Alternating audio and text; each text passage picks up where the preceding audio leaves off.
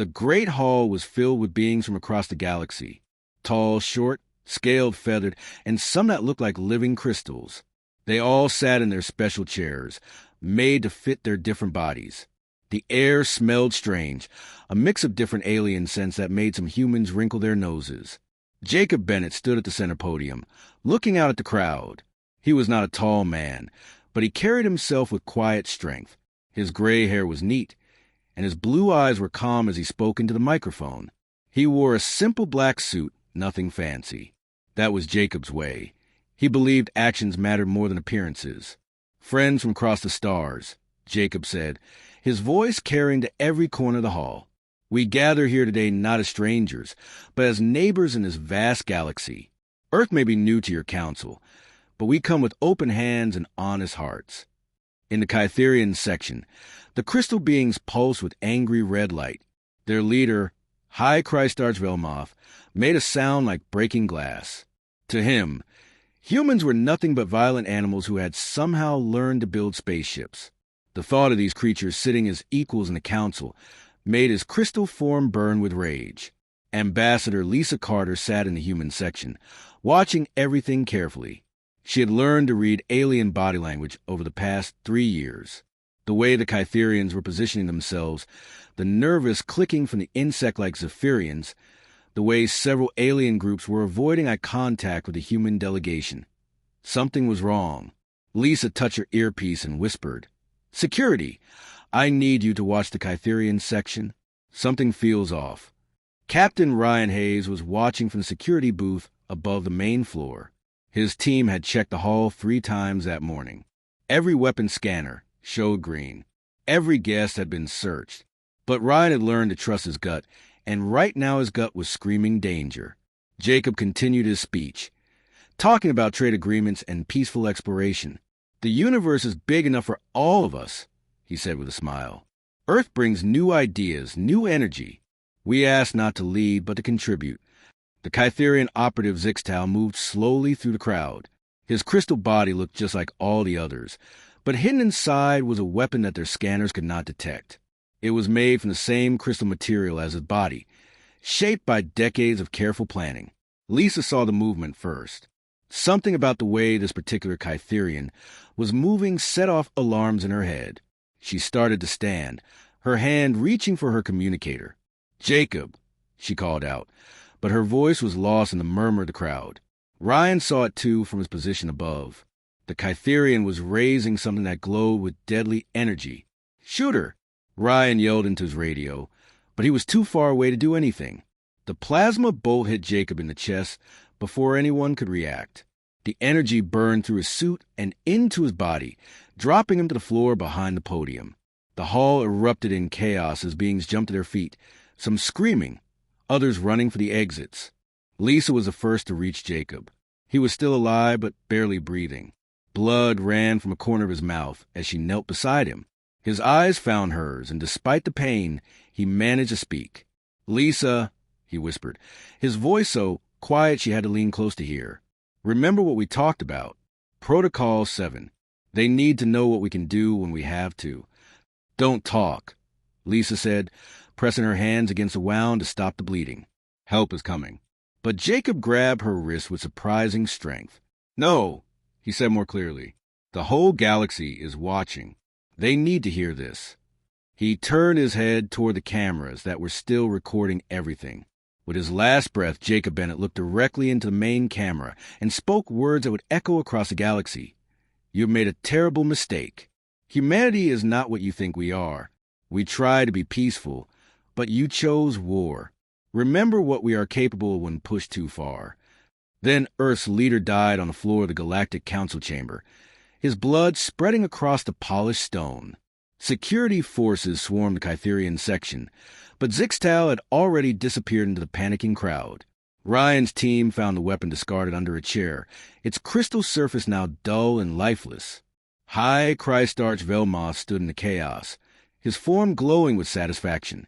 The primitive shows his true nature at the end. He announced to anyone who would listen, "Threats and violence. This proves humans do not belong among civilized beings." Lisa stood slowly, Jacob's blood on her hands. Around her, Alien diplomats were talking excitedly about what had happened. Some seemed shocked, others appeared pleased. But Lisa was not listening to them. She was thinking about Protocol 7 and the files that Jacob had shown her in secret meetings. Captain Hayes reached the main floor with a security team. "Ambassador Carter," he said quietly, "we need to get you out of here." Lisa looked at him with eyes that had gone very cold. "No, Captain. We need to send a message." She walked to the podium where Jacob had been speaking just minutes before. The microphone was still on. "People of the galaxy," she said, her voice steady despite everything that had just happened. "You have just witnessed the murder of Earth's leader. We came here in peace, and you answer with violence. Jacob Bennett was a good man who believed in cooperation and friendship between species." The hall grew quiet as she spoke. Even the Kytherians stopped their celebrating to listen. But Jacob Bennett also knew that some beings only understand strength. He prepared for this day, hoping it would never come. "You have made your choice. Now you will see ours."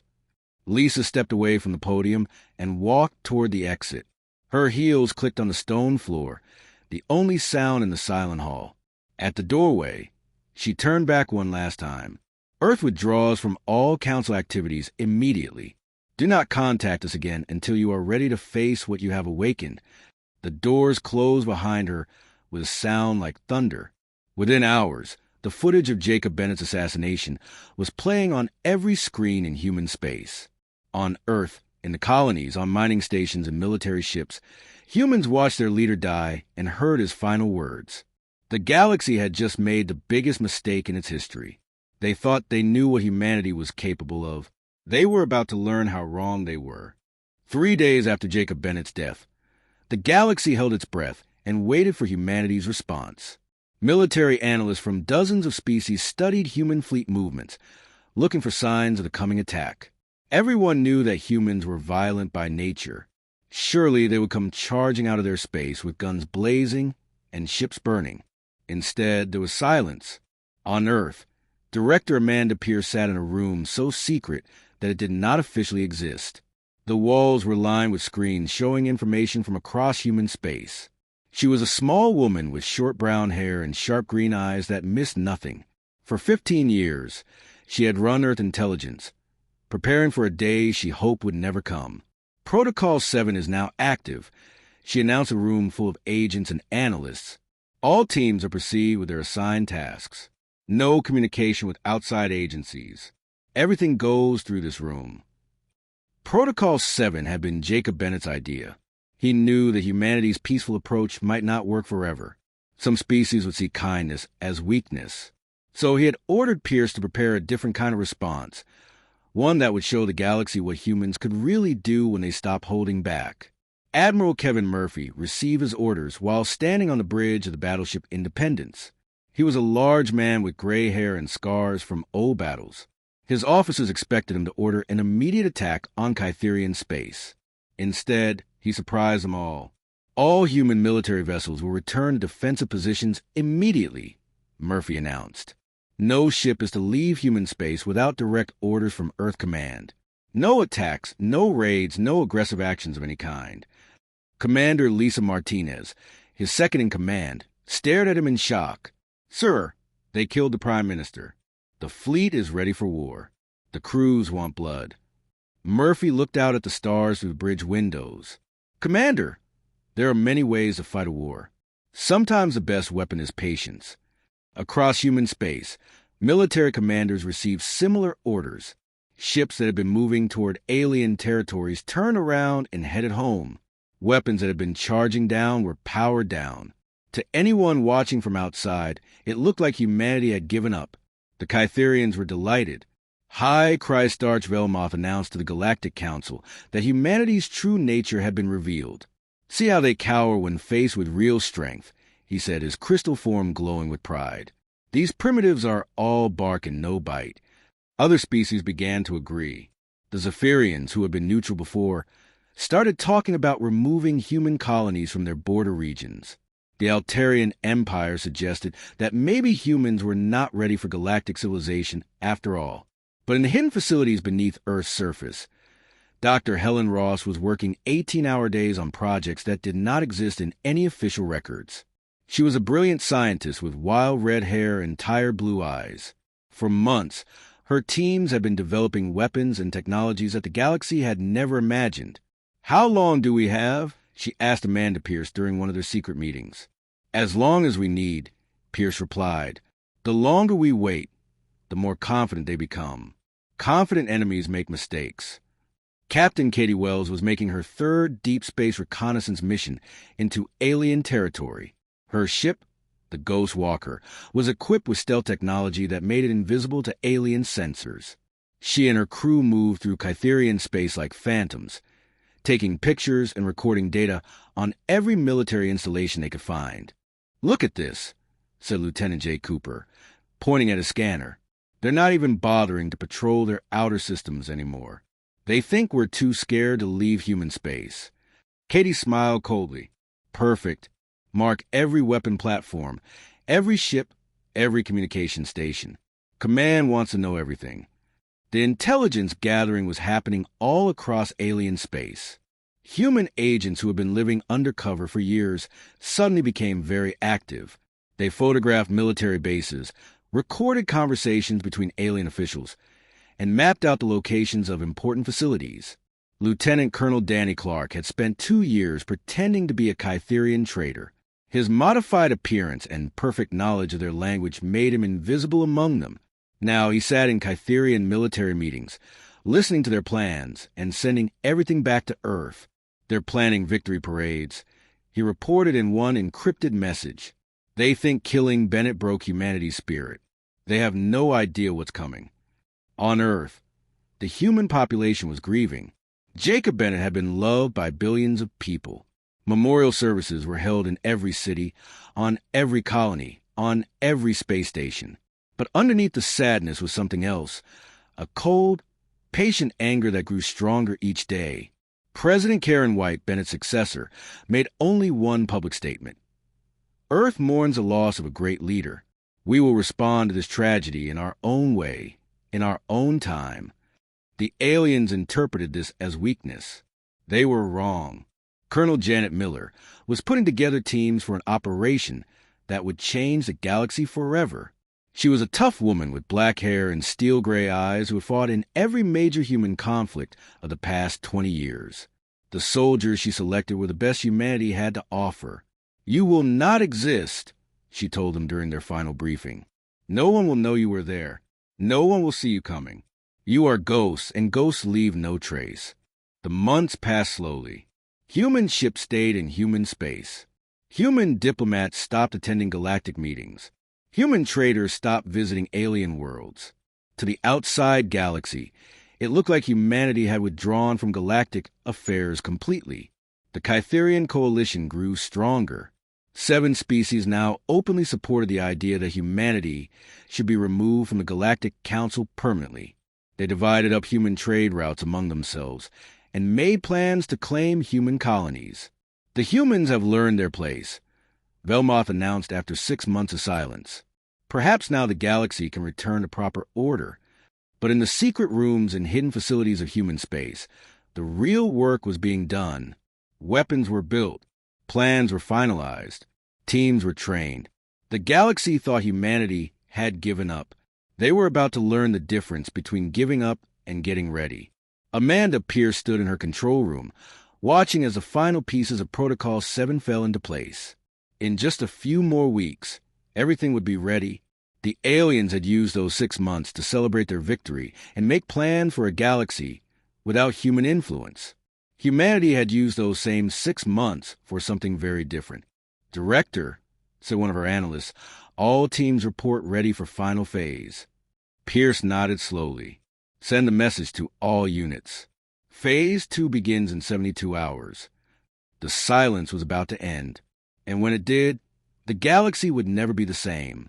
Lieutenant Colonel Danny Clark materialized in Amanda Pierce's office like a shadow stepping out of darkness. 6 months of living among the Kytherians had changed him. His skin had a strange shimmer that made him look almost alien, and his eyes held secrets that could reshape the galaxy. "Director," he said, placing a data chip on her desk. Everything you need to know about the conspiracy. Pierce loaded the chip into her secure terminal. What she saw there made her blood run cold, then hot with rage. The assassination had not been the work of one species acting alone. 7 different alien governments had planned Jacob Bennett's death together. The Kytherians were just the ones who pulled the trigger, Danny explained. But the Altarians provided intelligence about our security measures. The Zephyrians created the weapon that couldn't be detected. The Vegan Empire gave them the layout of the council chamber. This goes all the way to the top of galactic government. Pierce studied the files, her mind racing through the implications. How long have they been planning this?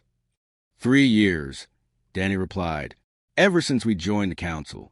They've been watching us, studying us, waiting for the right moment to put us in our place. Pierce smiled, but there was no warmth in it. Then they know what we're capable of. Danny shook his head. That's the beautiful part. They only know what we've shown them. All those displays of our technology, our weapons, our ships, we've been holding back 90% of our real capabilities. Colonel Janet Miller read the intelligence report with growing satisfaction. Her teams have been training for months, but now they finally knew exactly who their targets were. The night of falling stars would hit 14 different star systems simultaneously. She called her team leaders together in a room deep beneath the Rockies. These were the best soldiers humanity had ever produced, men and women who could move like ghosts and strike like lightning. Ladies and gentlemen, Miller began, we now know exactly who killed our prime minister. 7 species conspired to murder Jacob Bennett because they feared what humanity might become. Tonight, they learned what we already are. Major Steve Parker studied the holographic map of the Kytherian homeworld. His team would be going after their military command center, the most heavily defended target in their space. But he had advantages that the aliens could not imagine. The temporal displacement fields are ready, reported as technical specialist Sergeant Amy Davis. We can maintain invisibility for up to 6 hours. Steve nodded. The displacement technology was one of humanity's most closely guarded secrets.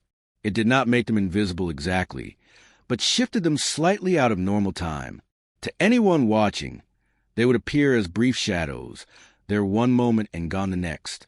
Captain Rick Johnson was preparing for his assault on the Altarian Intelligence Headquarters. His target was a facility where they had planned Jacob Bennett's assassination. The building was protected by energy shields and armed guards, but Rick's team had something the Altarians had never seen before. Faye's rifles are charged and ready, said Lieutenant Beth Wilson, checking her weapon. The rifle looked like a standard human military weapon, but could fire through solid matter by shifting its energy into a different dimensional phase. On Earth, General Lisa Brooks coordinated the entire operation from the secret command center. Screens showed the positions of teams across the galaxy, all moving toward their targets like pieces on a chessboard. All units, this is command, she said into her headset. You are weapons in the hand of humanity's justice. Jacob Bennett died believing in peace, but his death demands war. Show them what we really are. The operations began exactly at midnight, Earth time. Across 14 star systems, human special forces teams struck with precision that seemed impossible. Steve Parker's team materialized inside the Kytherian command center like ghosts walking through walls. The alien guards never saw them coming. One moment the facility was secure. The next moment explosives were being placed on every critical system. Command! This is Parker, Steve whispered into his communicator. We are inside the heart of their military network, beginning placement of charges.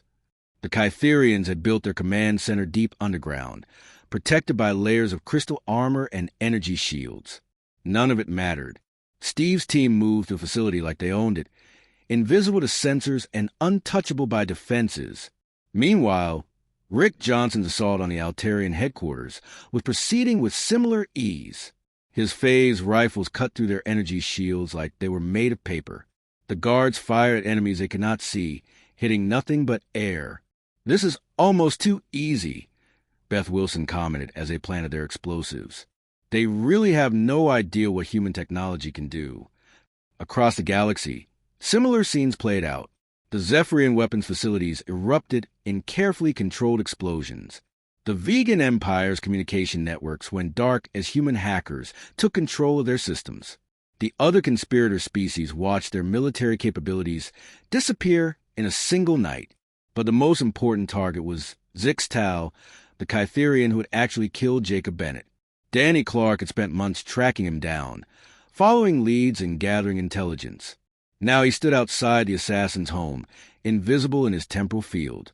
Zixtal was celebrating with his fellow conspirators when Danny appeared in his living room like death itself. The Kytherian's crystal form flickered with fear as he recognized a human face. "Impossible," Zixtal said in his clicking language. "You cannot be here. Our sensors would detect you." "Your sensors can only detect what exists in normal time," Danny replied calmly. "We exist outside your understanding." The fight was brief and one-sided. Zixtal's crystal body shattered under the impact of weapons that struck from dimensions he could not perceive. Before he died, Danny made sure he understood exactly why this was happening. Jacob Bennett sent his regards, were the last words the assassin ever heard. By dawn, the operation was complete. Across 14 star systems, the military and intelligence capabilities of 7 alien species had been reduced to rubble, not through massive space battles or orbital bombardments, but through surgical strikes that the aliens never saw coming. The beauty of it was that no one could prove humans were responsible. The strikes had been too precise, too impossible for the galaxy to believe. How could primitive humans have pulled off such an operation? Admiral Murphy received the first reports while standing on his bridge. His ships had never left human space, maintaining their defensive positions throughout the night. To any observer, the human fleet had been nowhere near the targets. "Sir," his intelligence officer reported, "alien military communications are in chaos. They're reporting massive system failures across multiple species, but they can't explain how it happened." Murphy allowed himself a small smile. "Send a message to all human vessels. Begin Phase 3. Back on Earth, Amanda Pierce watched the results flooding in from across the galaxy. Every target had been hit exactly as planned. Every objective had been achieved. The alien conspiracy that had killed Jacob Bennett was in ruins. "Director," said one of her analysts, "we're receiving communications from the Galactic Council. They're demanding an emergency session to discuss the unprecedented system failures affecting multiple species." Pierce stood and straightened her jacket. Phase 3 was about to begin, and it required her personal attention. "Tell the Council that Earth will attend," she said. "I think it's time we had a conversation about exactly what humanity is capable of when we stop being polite." The hunt was over. The real war was about to begin. The emergency session of the Galactic Council was unlike anything in the organization's 1,000-year history. Representatives from dozens of species filled the Great Hall, but their usual confidence was gone. Fear hung in the air like smoke, thick and choking. Ambassador Lisa Carter walked into the chamber with her head held high. Behind her came a team of humans that the aliens had never seen before, scientists, military officers, and intelligence specialists who had spent months preparing for this moment. High Christ Arch Velmotha's crystal form flickered with nervous energy. Overnight, the Kytherian Empire had lost 80% of its military capability. Their command centers were destroyed, their weapons factories were rubble, and their most secure facilities had been penetrated by enemies who seemed to walk through walls. "The human delegation will explain these acts of terrorism," Velmoth demanded, his voice cracking like breaking glass. Lisa stepped to the central podium where Jacob Bennett had died just 6 months earlier. She looked out at the assembled aliens with calm, cold eyes. "Acts of terrorism?" she repeated. "That's an interesting choice of words from the species that assassinated our leader." A murmur ran through the hall. The aliens had expected denials, excuses, or angry threats. They had not expected this quiet confidence. "We came to you in peace," Lisa continued. "We offered friendship, trade, cooperation. You answered with murder. Jacob Bennett died in this very spot because you feared what humanity might become. Now you will learn what we already are." She gestured, and the lights dimmed. Holographic displays appeared throughout the chamber, showing images that made several alien representatives gasp in shock. Dr. Helen Ross stepped forward, her wild red hair catching the light from the displays. For the past 3 years, while we participated in your council and pretended to be your equals, we were actually studying you, learning your weaknesses, mapping your defenses, preparing for the day you showed your true nature. The holograph showed human ships moving through alien space undetected, human agents walking freely through the most secure facilities, human technology that was centuries ahead of anything the galaxy had seen. Impossible, whispered the Altarian representative. Our sensors would have detected your ships. Your sensors can only detect what you understand, Helen replied. We have been developing stealth technology, temporal manipulation, and quantum computing systems while you dismissed us as primitives. We let you believe you were superior because it served our purposes. Admiral Murphy appeared as a hologram, broadcasting from the bridge of his flagship. Every military installation that was destroyed last night was penetrated by human special forces using technology you could not comprehend. We could have killed every alien on those worlds, but we chose to show restraint. The revelation hit the assembled aliens like a physical blow. Everything they thought they knew about humanity was wrong. The species they had dismissed as violent barbarians possessed capabilities that made them the most advanced civilization in the galaxy. President Karen White's image appeared on the main screen, broadcasting from Earth. She was a stern woman with gray hair and eyes like steel, and when she spoke, even the most arrogant aliens found themselves listening. Jacob Bennett believed in peaceful coexistence, she said. He thought we could earn our place among you through diplomacy and cooperation.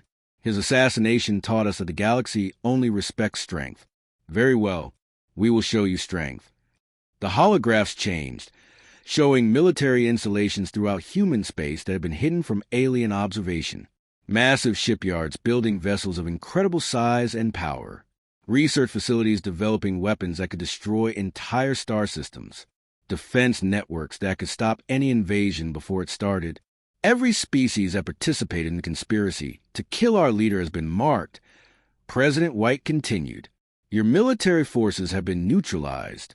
Your intelligence networks have been compromised. Your most secure communications have been intercepted and decoded. High Christarch Velmoth tried to speak, his form flickering with desperate energy. This is impossible. We are the elder species. We have ruled the galaxy for millennia. You have ruled because no one challenged you, Lisa said from the podium. Now someone has. The balance of power has shifted permanently. Colonel Janet Miller appeared on screen from her secret base. I want everyone in this chamber to understand something very important. The operations we conducted last night were carried out by less than 1% of humanity's special forces. What you experienced was not our full capability. It was barely a warning shot. The chamber erupted in frightened chatter as aliens began to grasp the implications. If humans could destroy the military might of 7 species with such a small force, what could they do if they truly went to war? Dr. Helen Ross activated another set of displays. We have been monitoring your communications for months. We know about every alliance, every secret treaty, every plan you have made.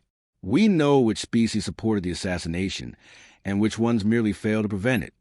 The display showed intercepted messages between alien governments, recordings of secret meetings where the assassination was planned, and evidence of conspiracy that went far beyond what anyone had imagined. The Kytherian Coalition includes 12 species, not 7, Helen continued. But we have identified every member, every supporter, every sympathizer. There is nowhere in the galaxy you can hide from us. Captain Katie Wells spoke from her stealth ship, still invisible in alien space. Human vessels are currently positioned near every major alien world. We have been there for months, undetected and unopposed. We could strike anywhere at any time. The psychological impact was devastating.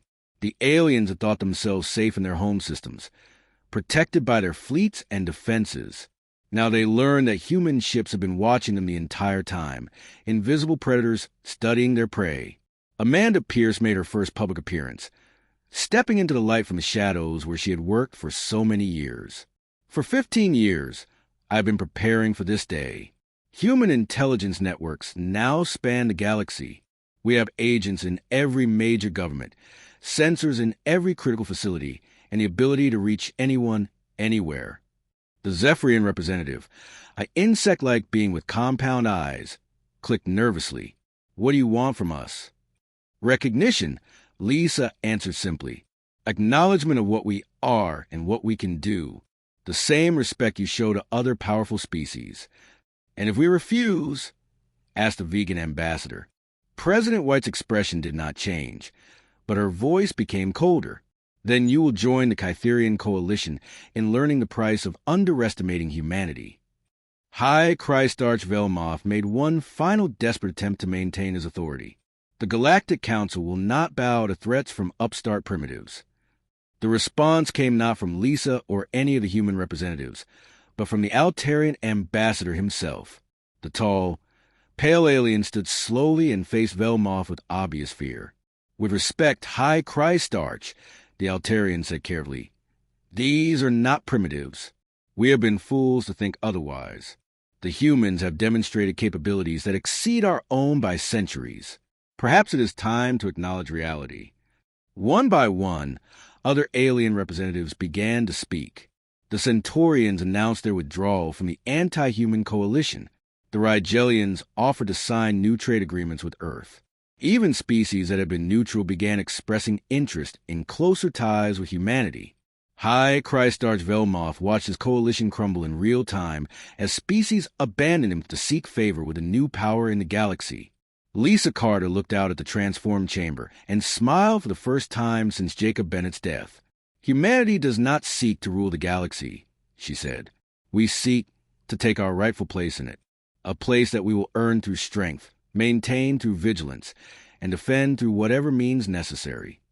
She paused and looked directly at the Kytherian delegation. The assassination of Jacob Bennett was meant to put humanity in its place. Mission accomplished. Our place is at the head of the table. The session ended with the Galactic Council voting to grant humanity full membership in all major committees and decision-making bodies. The vote was not even close. The species that had once dismissed humans as primitives now competed to offer them alliance and friendship. As the aliens filed out of the chamber, many of them glanced nervously at the humans who remained behind. The galaxy had learned a fundamental truth. Humanity was not what it appeared to be. They were apex predators who had been hiding their true nature, waiting for the right moment to reveal themselves. That moment had come and gone. The galaxy would never be the same. 6 months after the revelation, the galaxy looked very different.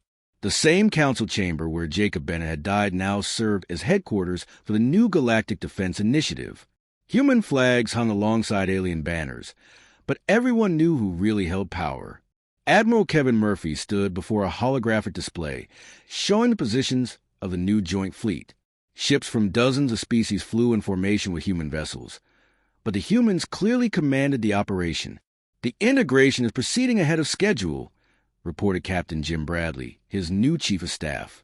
"Most alien species are eager to share their technology with us." Murphy nodded.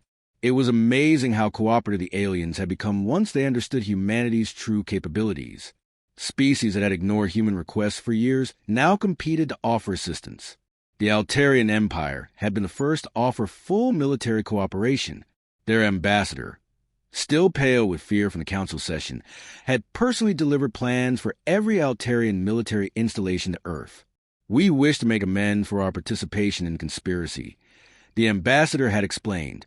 "Perhaps humanity will find it in their hearts to forgive our foolishness." President Karen White had accepted the offering with grace, but everyone understood the real message. The Altarians were terrified of human retaliation and would do anything to avoid it.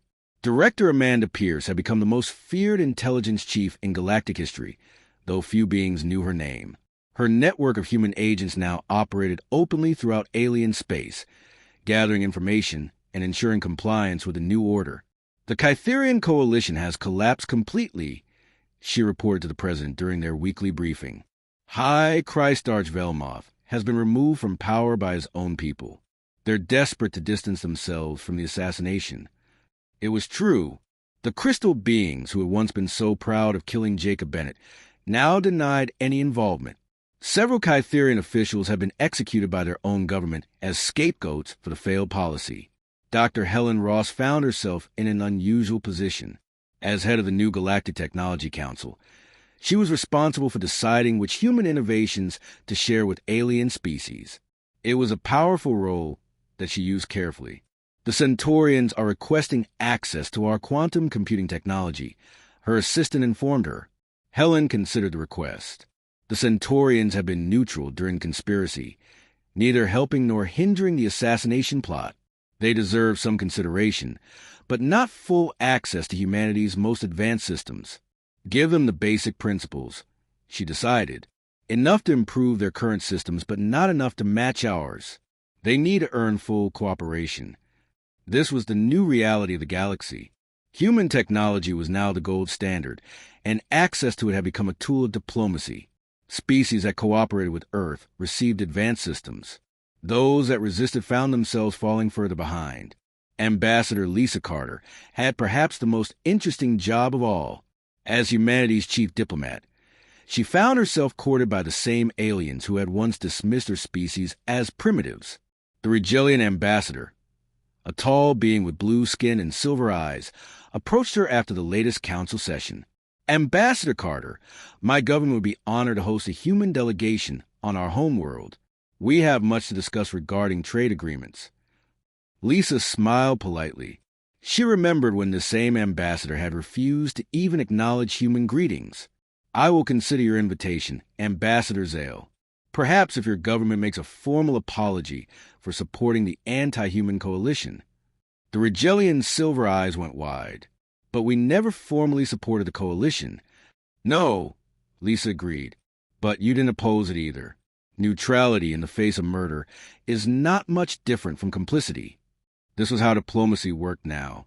The aliens who had once held all the power now found themselves begging for human favor. They competed with each other to offer the most valuable gifts, the most favorable treaties, the most complete cooperation. Captain Katie Wells commanded a new type of vessel that represented the future of galactic defense. Her ship, the Peacekeeper, was a joint construction project involving human designs and alien materials. But the humans controlled the most important systems. Long-range sensors are showing normal traffic patterns throughout the sector, reported her navigation officer, Lieutenant Mark Torres. The pirates haven't been active since we started patrolling here. The Peacekeeper was part of a new fleet of joint vessels that policed the galaxy under human command. The old system of each species defending its own territory had been replaced by coordinated patrols that could respond to threats anywhere in known space. It was remarkably effective.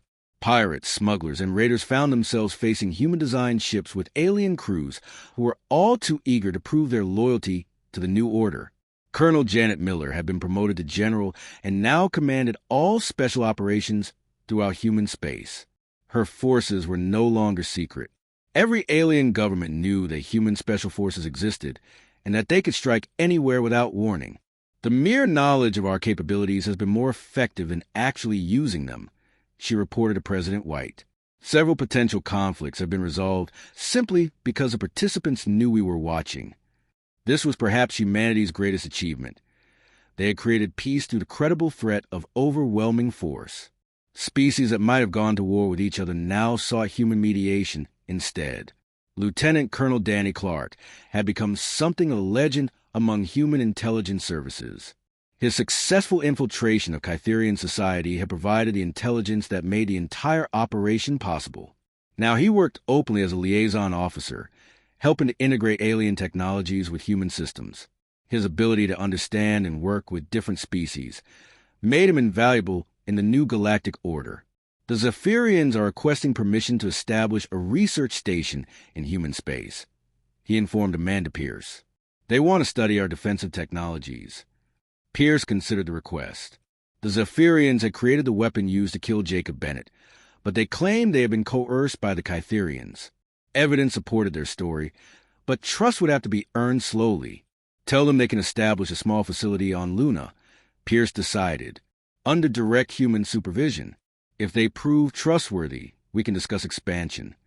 This careful balance of cooperation and control characterized the new galaxy. Humanity was clearly dominant, but they did not rule as conquerors. Instead, they led as the strongest member of community where everyone understood the consequences of betrayal. High Christarch Velmoth had been replaced by a new Catherian leader who spent most of his time apologizing for his predecessor's actions. The new High Christarch Pelvith had personally traveled to Earth to deliver a formal apology for the assassination. The Catherian people were led astray by fear and pride, he had said, while kneeling before Jacob Bennett's memorial. We beg humanity's forgiveness and pledge our eternal loyalty to the new order. It was a dramatic gesture that had been broadcast throughout Catherian space. The proud crystal beings who had once considered themselves the galaxy's rightful rulers now openly acknowledged human superiority. President White stood in the same chamber where Jacob Bennett had delivered his last speech. A memorial plaque marked the spot where he had died, and fresh flowers were placed there every day by representatives from dozens of species. Jacob believed that we could find our place in the galaxy through peace, she said to the assembled crowd of human and alien diplomats. His death taught us that peace must sometimes be defended through strength. We have found our place, and we will never again allow anyone to threaten it. The applause that followed came from beings across the galaxy. Species that had once plotted humanity's downfall now competed to show their loyalty and support. The transformation was complete.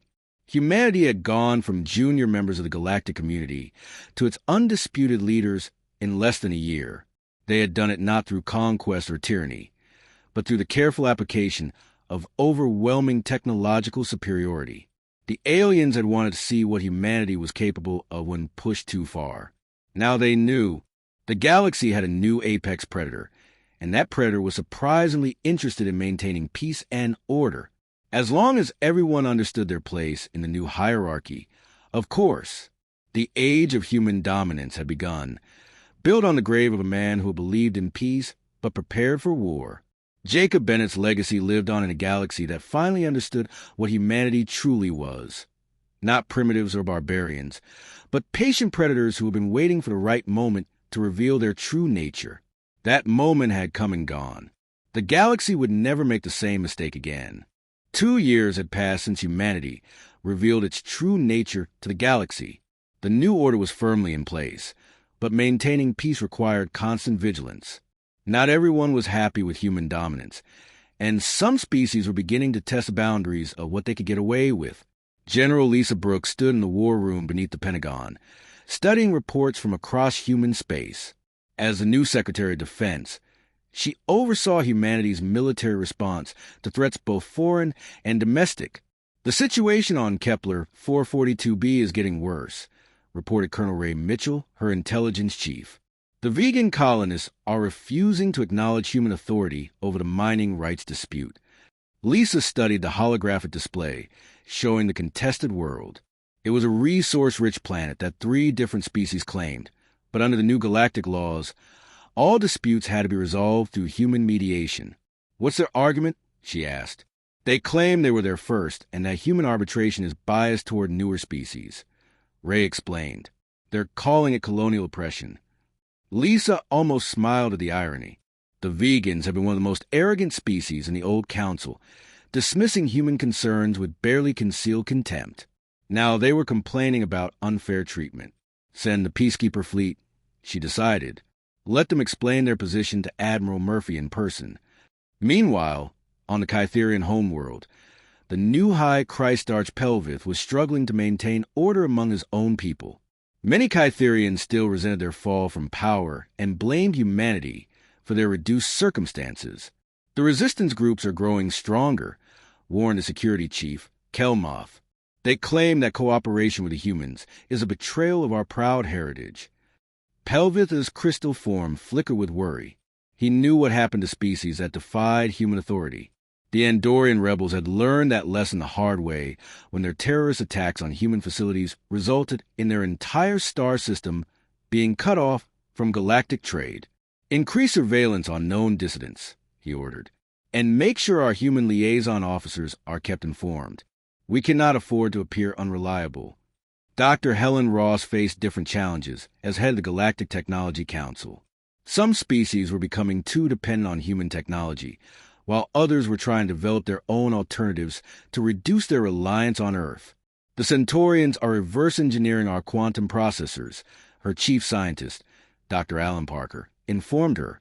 They're not making much progress, but they're trying. Helen considered this development. Independent research was not necessarily bad, but it could become a problem if alien species developed technologies that challenge human superiority.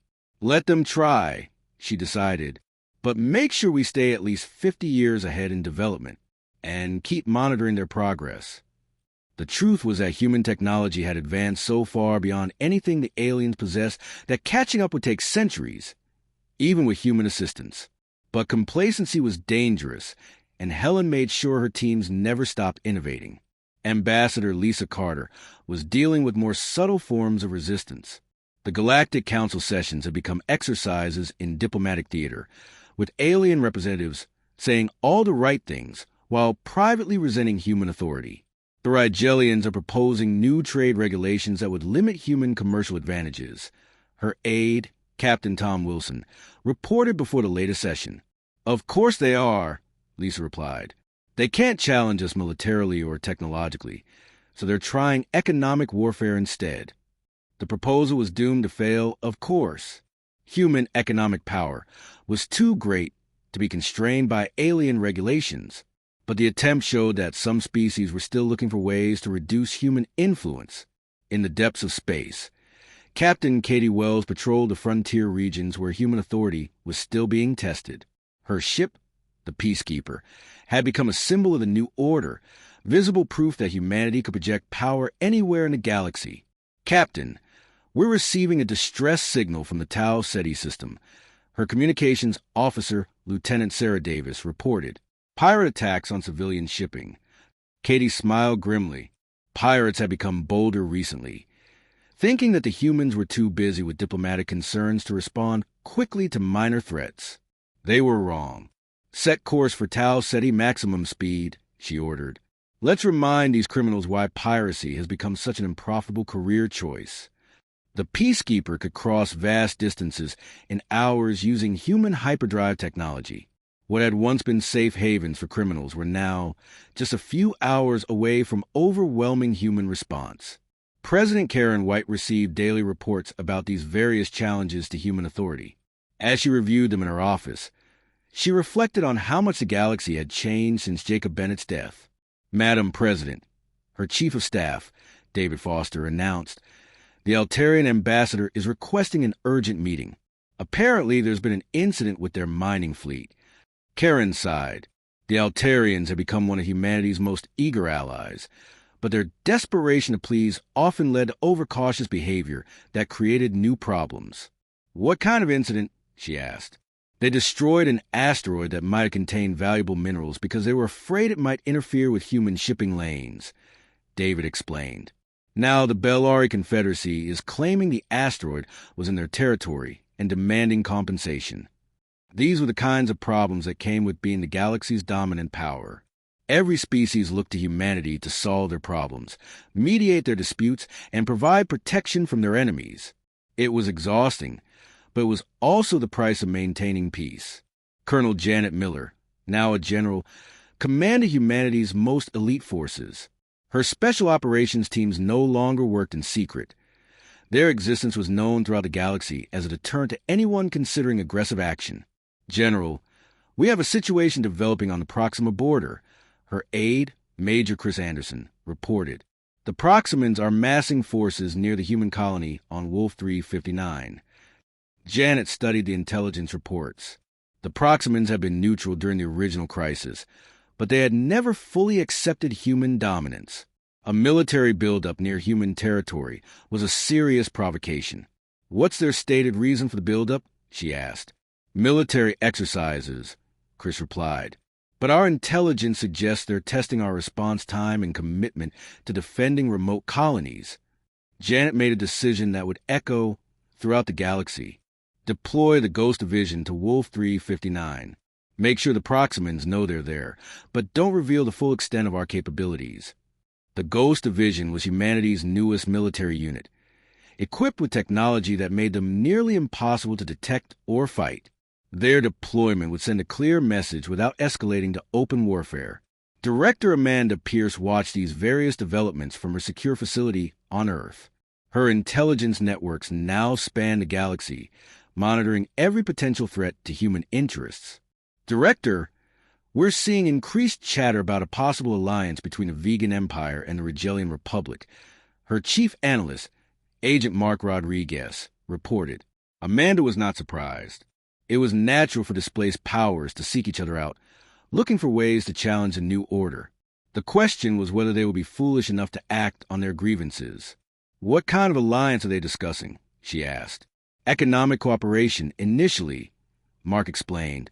But our deep cover assets report private discussions about military coordination. Amanda made a note to increase surveillance on both species. An economic alliance might be tolerable, but military cooperation between dissatisfied powers could lead to problems that would require stronger responses. Lieutenant Colonel Danny Clark had become humanity's chief expert on alien psychology and culture. His insights were crucial for understanding how different species were adapting to human dominance. The key thing to remember, he explained during a briefing for new diplomatic staff, is that most aliens still don't really understand what happened. They know we're stronger than they thought, but they don't grasp the full extent of our capabilities. This lack of understanding was both an advantage and a problem. It meant potential enemies might underestimate humanity's response to threats, but also meant they might not take human warnings seriously enough. Should we demonstrate more of our capabilities? Asked one of the new diplomats. Danny shook his head. Mystery is more powerful than certainty. As long as they don't know exactly what we can do, they'll assume we can do anything. The moment we show our limits, someone will try to exploit them. The philosophy of overwhelming deterrence through uncertainty had become the foundation of human strategy. The aliens knew humanity possessed incredible power, but they didn't know the exact nature or extent of that power. This uncertainty made them cautious about testing human resolve. High Christarch Pelvith learned this lesson when he tried to negotiate better terms for Kytherian participation in galactic affairs.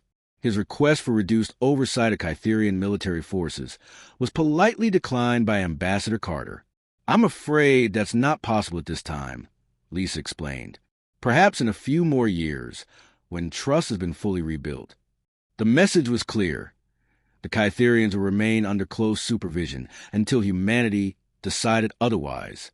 There was no appeal process, no higher authority to petition. Human decisions were final. As the second anniversary of Jacob Bennett's death approached, President White prepared to address the Galactic Council once more. The memorial service would be attended by representatives from every major species, all of whom would pay their respects to the man whose death had changed the galaxy forever. The speech is ready, Madam President, David Foster informed her. Do you want to review it again? Karen shook her head. She knew what she wanted to say. The galaxy needed to be reminded that human patience had limits, and that the current peace existed only because humanity chose to maintain it. The price of peace was eternal vigilance, and humanity would prepare to pay that price for as long as necessary. The crisis began on a Tuesday morning when Admiral Kevin Murphy received an emergency communication from the Outer Rim territories. Captain Rick Johnson's voice crackled through the quantum communicator, tense with urgency. Admiral, we have a serious situation developing in the Tau Omega system, Rick reported from a bridge of his patrol ship. The hegemony fleet has crossed into human-protected space, and they're not responding to our warnings. Murphy felt his blood run cold. The hegemony was a coalition of 12 species from the far edge of the galaxy, beyond the reach of human influence. They had watched humanity's rise to power with growing concern, and had apparently decided to test whether Earth's dominance extended to the frontier regions. How many ships? Murphy asked. 237 vessels, sir, including at least 40 heavy cruisers, and what looks like a command dreadnought. This isn't a probe or mistake. They're here for a fight. President Karen White was in a cabinet meeting when General Lisa Brooks burst through the doors without waiting for permission. The look on the defense secretary's face told Karen everything she needed to know. Madam President, we need to talk. Now. Karen dismissed her other advisors and listened as Lisa explained the situation. The hegemony fleet was currently holding position just inside the boundary of human-protected space, making demands that no human leader could accept. They want us to withdraw from all systems beyond the original human colonies, Lisa explained. They claim that our expansion violates the natural order of the galaxy and that they're here to restore balance. Karen stared at the holographic display showing the hegemony fleet. It was the largest hostile force humanity had faced since revealing their true capabilities. More importantly, it represented a direct challenge to the new order that humans had worked so hard to establish. "What are our options?" she asked. "We can try diplomacy first," Lisa replied. "But if that fails, we'll need to demonstrate that our protection of allied species is absolute. If we back down here, every discontented species in the galaxy will think they can challenge us." Ambassador Lisa Carter found herself facing her greatest diplomatic challenge yet. The hegemony had sent an envoy to negotiate, but Ambassador Thekvar made it clear from the beginning that they were not interested in compromise. "Your species has upset the balance of power," the tall, insectoid alien declared during their first meeting. "For millions of years, the galaxy has maintained stability through the wisdom of elder species. Your rapid rise threatens that stability." Lisa kept her voice calm, despite her growing anger. "The stability you speak of was maintained through the oppression of younger species and the stagnation of technological progress. We offer a better way forward." Thekvar's compound eyes glittered with disdain. "You offer chaos disguised as progress. The hegemony will not allow this to continue. Withdraw to your original territories, or face the consequences." "And what consequences would those be?" Lisa asked quietly. "War," Thekvar replied simply. "Total war, until humanity learns its proper place in the galactic order." Dr. Helen Ross received an urgent request from the military for access to humanity's most advanced weapon systems. As head of the Technology Council, she controlled the release of classified technologies, but this request made her pause. "You want to deploy the void generators?"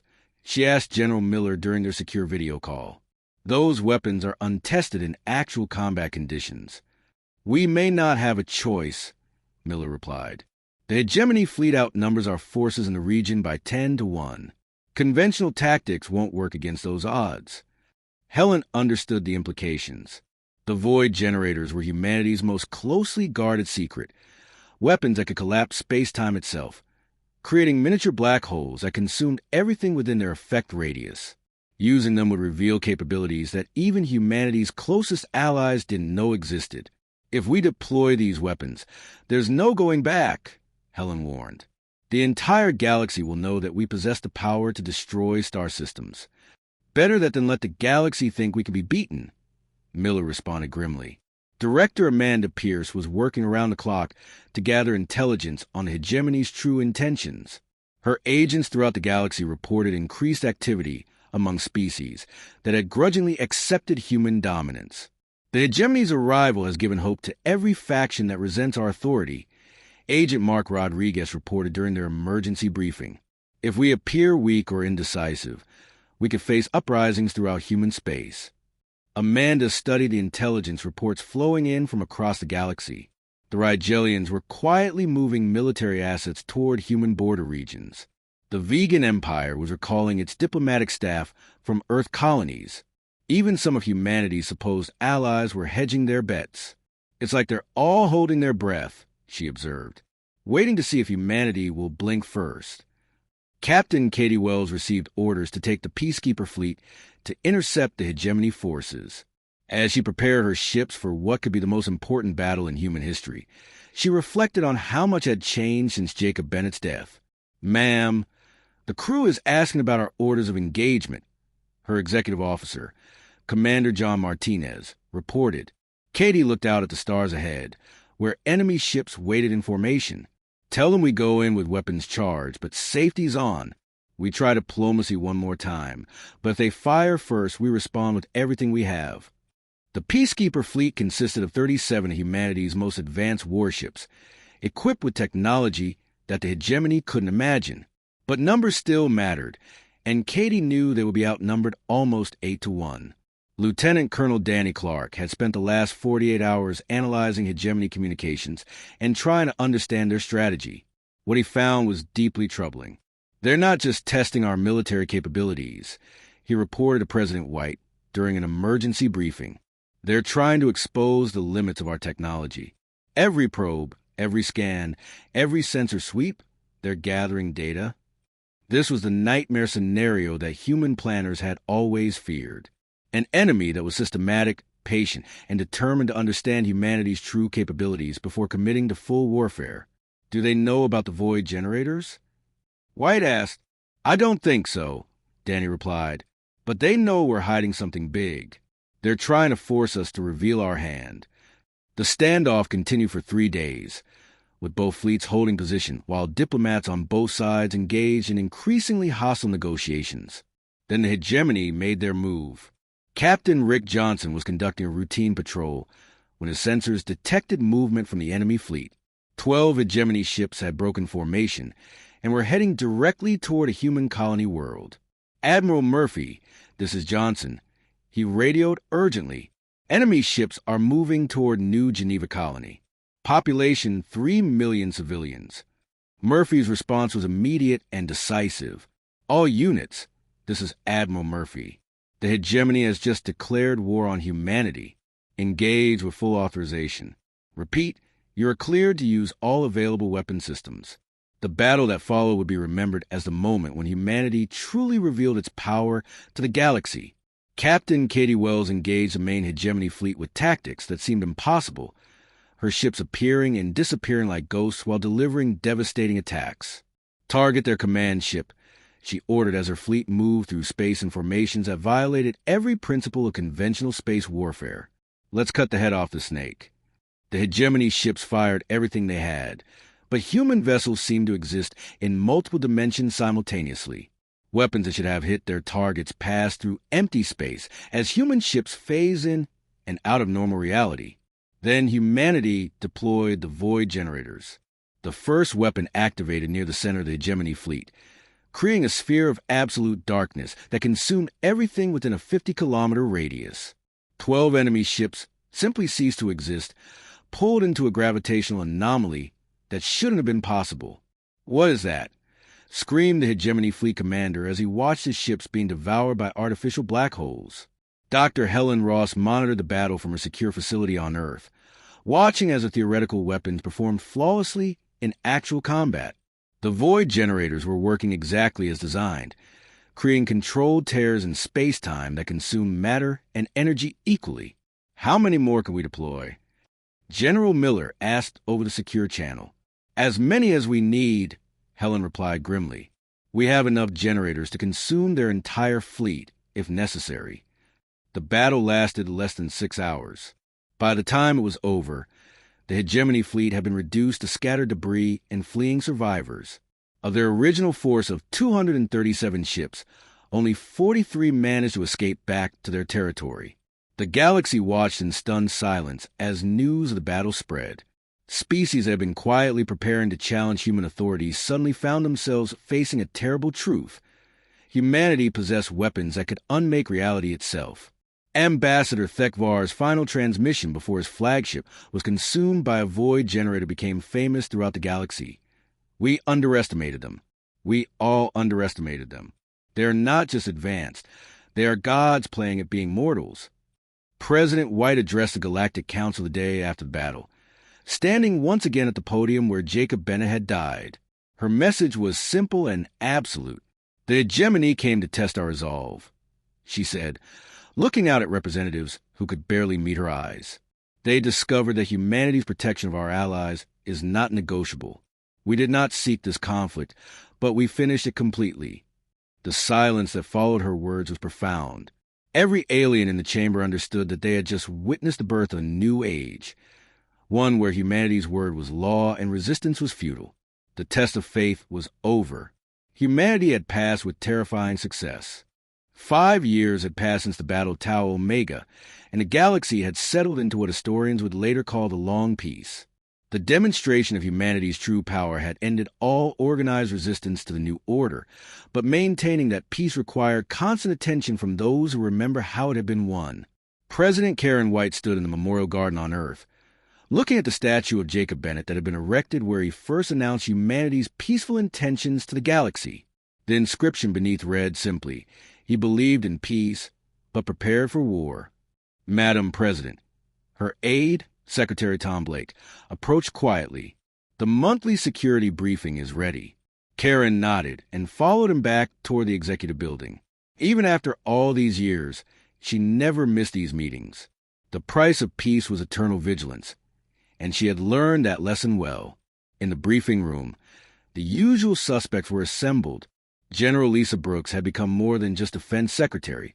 She was now the architect of galactic stability. Director Amanda Pierce remained a shadowy figure who knew everything that happened in alien space. Dr. Helen Ross continued to push the boundaries of what was scientifically possible, always staying ahead of any potential challenges to human supremacy. The situation remained stable across all sectors, General Brooks reported. No significant military buildups, no concerning alliance formations, no technological developments that could threaten our position. It was the same report they had heard for years now, but Karen never took it for granted. Stability was not a natural state. It required work to maintain. "What about the new species that just achieved faster-than-light travel?" she asked. "The reports from the Andromeda Scouts?" Admiral Murphy, now in overall command of Galactic Defense Forces, answered that question. "The Kalari Federation has developed basic jump drive technology, but they're at least 2 centuries behind our current capabilities. Our contact teams are already engaging with them using standard first contact protocols. Those protocols have been refined over the years as humanity encountered new species throughout the galaxy. The approach was always the same: make contact peacefully, offer friendship and cooperation, but make sure the new species understood exactly who held real power in this region of space." Captain Katie Wells, now an admiral herself, commanded the Deep Space Exploration Division. Her ships venture beyond the edges of known space, looking for new worlds, new species, and potential threats before they could develop into actual problems. "We've identified 3 more pre-industrial civilizations in the outer spiral arm," she reported. "All of them are at least 500 years away from achieving spaceflight, but we're maintaining monitoring stations just in case." This was another lesson learned from the hegemony crisis. It was better to know about potential enemies while they were still developing than to be surprised by them later.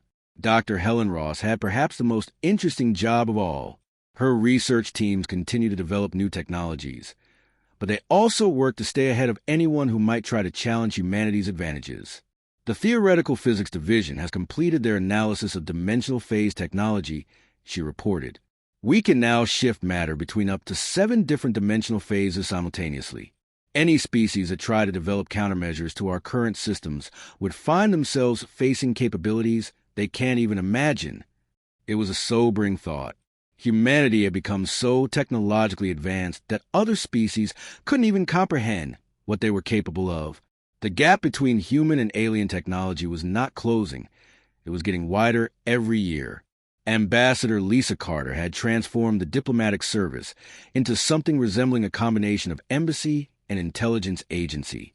Human diplomats were stationed throughout the galaxy, maintaining friendly relationships with alien governments while carefully monitoring their activities.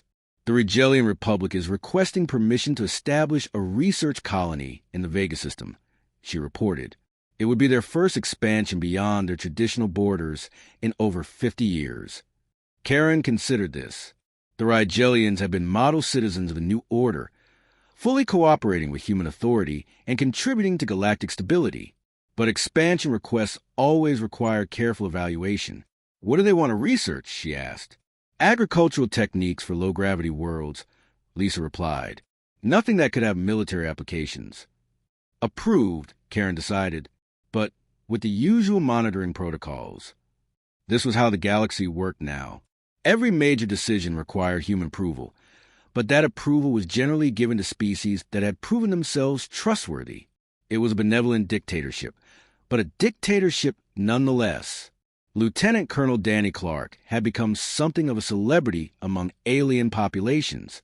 His expertise in cross-cultural communication made him the go-to person for resolving disputes between different species. His solutions were always fair and practical, which helped maintain the image of human wisdom and justice. "The mining rights dispute on Kepler 438b has been resolved," he reported. "The Centaurians and Altarians have agreed to share the system under human arbitration. Both sides are satisfied with the arrangement. These kinds of disputes were common, but they were resolved quickly and peacefully now. No species wanted to be seen as troublemakers by the humans, so they were usually eager to accept whatever solutions were offered. Colonel Janet Miller, now in charge of all military special operations, commanded forces that were spoken of in whispers throughout the galaxy. Her soldiers were like ghosts, present everywhere but seen nowhere, ensuring that human authority was respected even in the most remote corners of space. The piracy rates have dropped to less than 1% of pre-war levels, she reported with satisfaction. Most criminal organizations have either disbanded or moved their operations outside the galaxy entirely. It was an impressive achievement. The combination of overwhelming force and precise intelligence had made crime largely unprofitable within human-controlled space. Pirates, smugglers, and raiders had learned that the risks far outweighed any potential rewards. Director Pierce's intelligence networks had evolved into something that covered every inhabited world in the galaxy. Her agents were not just gathering information. They were actively shaping events to maintain stability and human interests. We've identified and neutralized 3 separate plots to develop anti-human technologies, she reported matter-of-factly. 2 were industrial espionage attempts. 1 was a military research project. None of them got beyond the early planning stages. This was perhaps the most chilling aspect of the New Order. Humanity's intelligence capabilities were so comprehensive that they could stop threats before they even began to develop. The aliens lived under constant observation, though most of them had learned not to think about it too much. Captain Rick Johnson commanded the border patrol forces that maintained security along the edges of human space. His ships were the first line of defense against any external threats, but they rarely encountered anything more dangerous than lost cargo vessels. All sectors remain quiet, he reported. The hegemony survivors have established settlements in the Magellanic Clouds, but they're showing no signs of rebuilding military capability. The remnants of the hegemony served as a powerful reminder to anyone who might consider challenging human authority. Their once mighty civilization had been reduced to a handful of refugee colonies, struggling to survive in the empty spaces between galaxies. High Christarch Pelvith had become one of humanity's most reliable allies, but even he sometimes struggled with the reality of Kytherian subordination to their former enemies. My people occasionally ask when we might regain full autonomy, he mentioned during a private meeting with Ambassador Carter. Not out of rebellion, you understand, but from a desire to contribute more fully to galactic civilization. Lisa's response was kind but firm. When humanity is confident that Kytherian independence would serve the cause of peace rather than threaten it, that day may come, but it has not arrived yet. This was a perpetual challenge of the New Order. How long should defeated enemies be kept under supervision? When could former threats be trusted with real autonomy?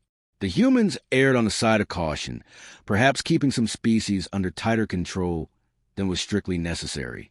President White received regular reports about public opinion throughout the galaxy. The polling data showed something interesting. While alien elites often resented human dominance, ordinary citizens generally supported it. Satisfaction with galactic government is at an all-time high, reported her domestic policy advisor. Crime is down, wars have ended, trade is flourishing, and technological progress is accelerating. Most beings consider this the best period in galactic history. It was true. The average alien citizen lived a better life under human leadership than their ancestors had under the old system. There was more opportunity, more security, more freedom to pursue personal goals without fear of war or oppression. But leadership required more than just keeping people happy. It required preparing for challenges that might not emerge for decades or centuries. Dr. Ross's research teams were already working on technologies that wouldn't be needed for 100 years, and intelligence services were monitoring threats that might not become serious for just as long. The long-term demographic projections are interesting, Dr. Ross noted during one planning session. Human population growth is accelerating as we colonize new worlds, but we're still outnumbered by aliens by about 1,000 to 1. That ratio isn't likely to change anytime soon.